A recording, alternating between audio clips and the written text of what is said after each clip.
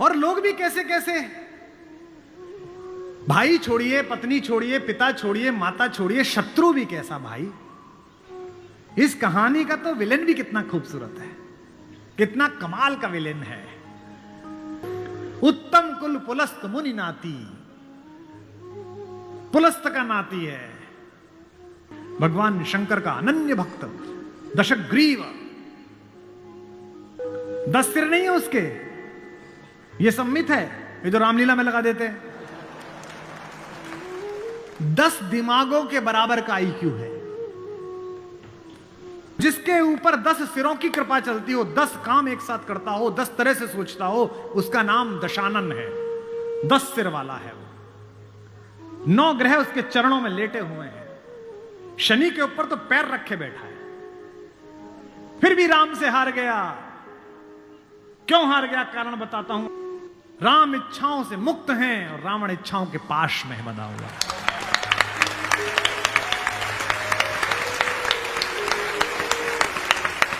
फिर जागना कि रावण मनुष्यों पर राज्य करता है, राम मनुष्यता पर राज्य करते हैं।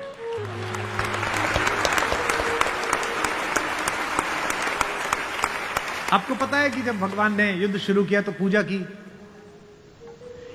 राम ने कहा जामवंत से, जामवंत सबसे सीनियर हैं, वो भी ब्रह्मा जी के पोते हैं, रावण के दादाजी के दोस्त हैं, पुलस्थ मुनि के नाना के।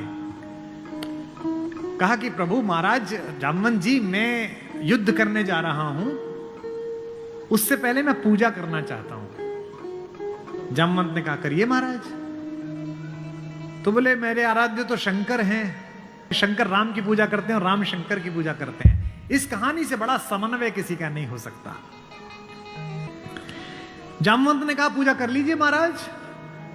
बोले मुझे एक ऐसा पंडित चाहिए जो शैव हो, शिव को मानने वाला, और मैं वैष्णव हूं तो वैष्णव भी हो। उन्होंने कहा कि इस जंगल में, इस युद्ध क्षेत्र में ऐसा कोई पंडित कहां मिलेगा भगवान।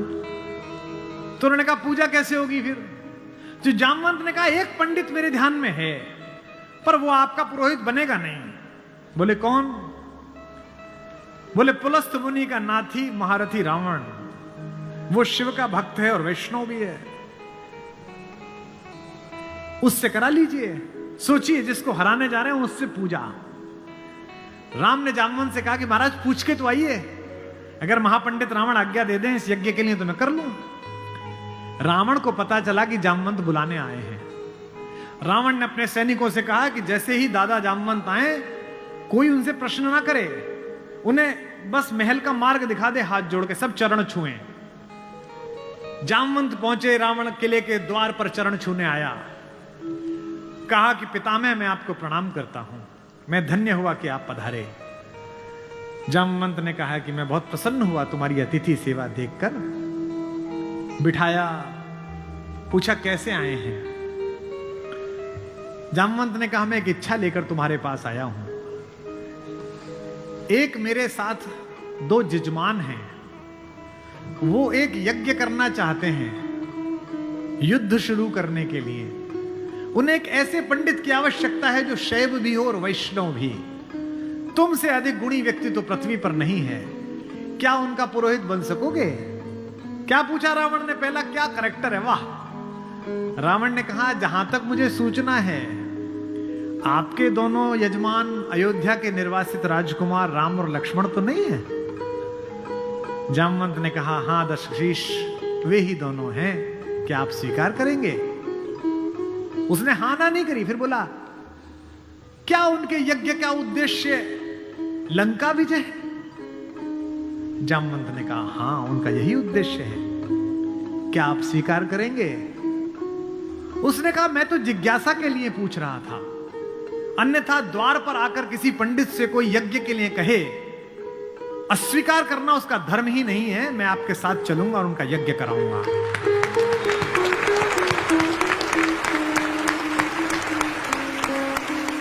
जामवंत ने कहा कि क्या मुहूर्त निकला। उसने नवग्रहों को बुलाया, बोले इधर बैठ, तू इधर बैठ, तू इधर बैठ। वो तो अपने ही हाथ में था, तू मिनिस्टर ऑफ स्टेट, तू फुल कैबिनेट। बता कितने बजे? बोले जी सुबह 5:30 बजे ब्रह्म मुहूर्त में, जिसमें हम पैदा हुए। तो उसने कहा ठीक है, 5:30 बजे का मुहूर्त निकला, मैं 5 बजे आ जाऊंगा। जामवंत ने कहा आचार्य हो गए अब तो रावण, आचार्य पूजा के लिए क्या व्यवस्था करनी है, क्या सामग्री लाऊं? उसने कहा आपके यजमान, मेरे यजमान जंगल में हैं, अगर यजमान के पास पूजन सामग्री ना हो तो पंडित का धर्म बनता है कि वो पूजन सामग्री लेके आए, तो मैं लेके आऊंगा। उसने अपने पुत्र मेघनाथ को जगाया, इंद्रजीत को, और कहा बेटा अशोक वाटिका जाओ, अशोक वाटिका जाओ और सीता से कहो मैं उसे मिलना चाहता हूं, एक विशेष प्रयोजन है।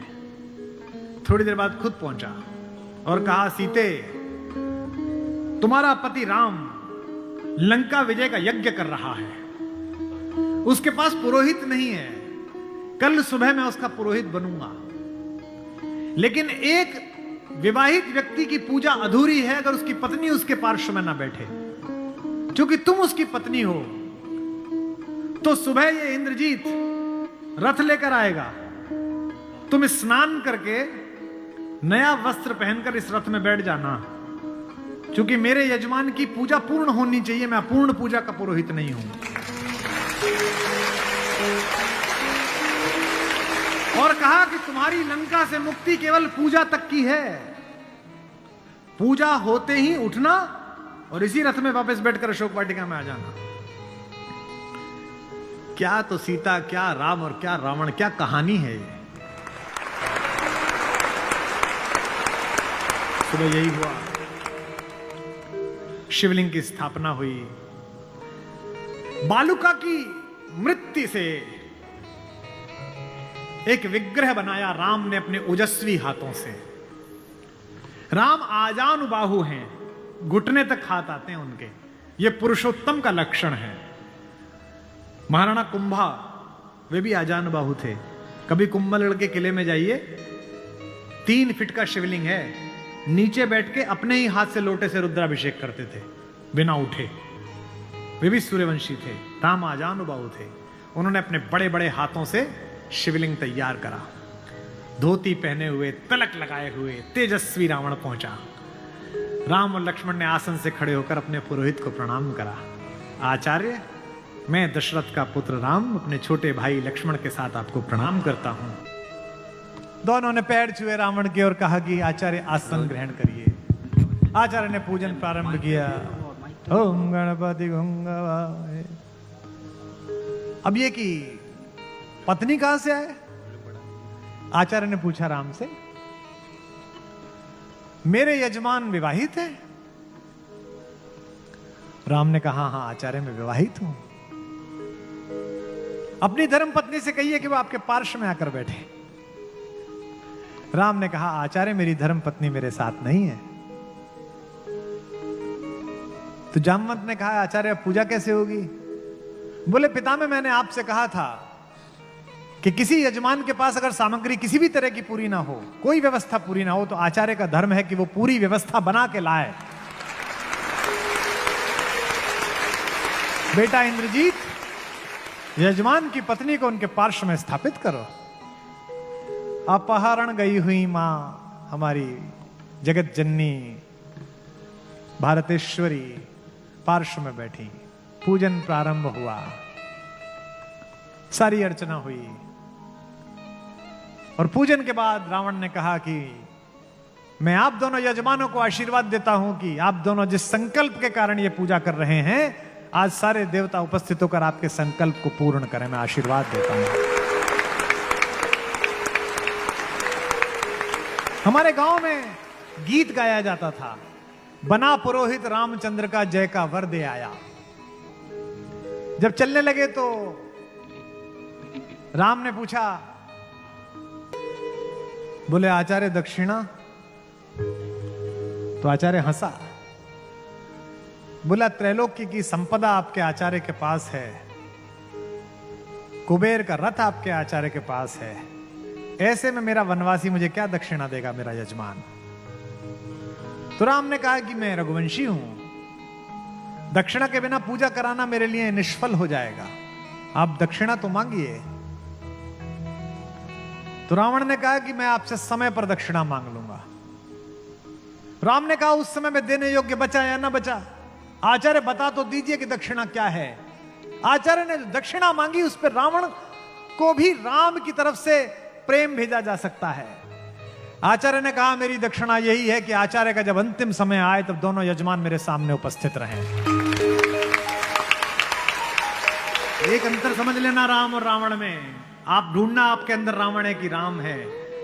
राम के पास जो है वो पर्याप्त है और रावण को जो प्राप्त है वो पर्याप्त नहीं है। रावण के पास पंचकन्याओं में पूजित हमारे मेरठ की पंचकन्याओं में सबसे सुंदर स्त्री मंदोदरी जैसी सती मां उनकी पत्नी है, लेकिन उसके बाद भी जंगल में घूमते हुए एक तपस्वी की वलकल पहने हुए युवती को अपनी रानी बनाना चाहता है। लेकिन युद्ध के आखिरी दिन जब रावण पड़ा हुआ है, नीचे निश्चेष्ट उसका शव पड़ा हुआ है, तो मंदोदरी ने विलाप करने के बाद पूछा वो कहां गया जिसने इसे मारा? लोगों ने कहा वहां बैठा समुद्र के किनारे, शाम ढल रही है, सूरज डूबने वाला है और रघुवंशी राम उदास एक पत्थर पर बैठे हुए कि इतना रक्तपात क्यों हुआ, दुखी है राम लाशों को देखकर। मंदोदरी गई, कमांडो खड़े हुए हैं उनको रोकने के लिए, लेकिन देखा कि माता मंदोदरी आ रही है तो पुलिस वाले हट गए, वानर हट गए, पीछे से पहुंची। चिंताग्रस्त राम ने अचानक एक स्त्री की छाया देखी जो पैर के आसपास आ रही है। राम सचेत होकर उठे और पलटकर कहा कि देवी मैं आपको प्रणाम करता हूं, इस निर्जन रण क्षेत्र में आप कौन हैं?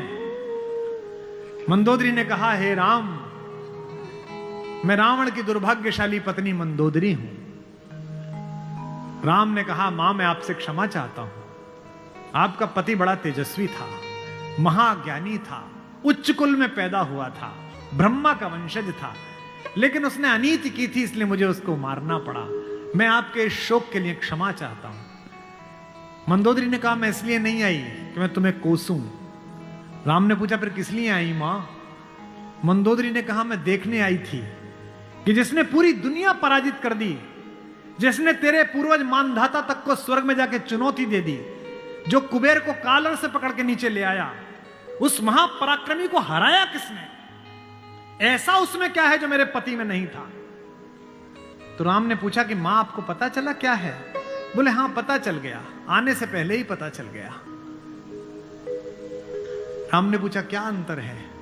बोले राम एक मेरा पति था जो मेरी जैसी सुदर्शना होते हुए भी तेरी पत्नी चाहता था, एक तू है कि पीठ पर से भी परिस्त्री की छाया पड़ी है तो उठकर खड़ा हो गया है, ये उसमें तुझ में अंतर है।